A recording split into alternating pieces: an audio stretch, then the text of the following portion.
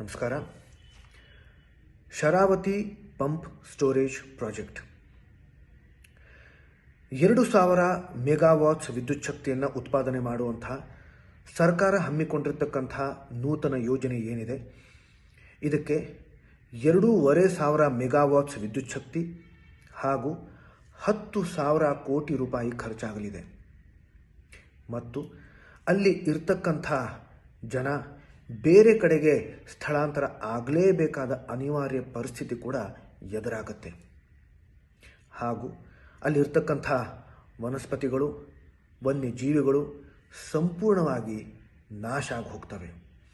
ಹಾಗಾಗಿ ಈ ಯೋಜನೆ ಬಗ್ಗೆ ಪುನರ್ ಯೋಚನೆ, ಮರುಚಿಂತನೆ ಸರ್ಕಾರ ಮಾಡಬೇಕು ಅಂತ ನಾನು ಸರ್ಕಾರಕ್ಕೆ ಈ ವಿಡಿಯೋ ಮುಖಾಂತರ ಕೈ ಮುಗಿದು ಕಳಕಳಿಯಿಂದ ಕೇಳ್ಕೊತೀನಿ. ಧನ್ಯವಾದಗಳು.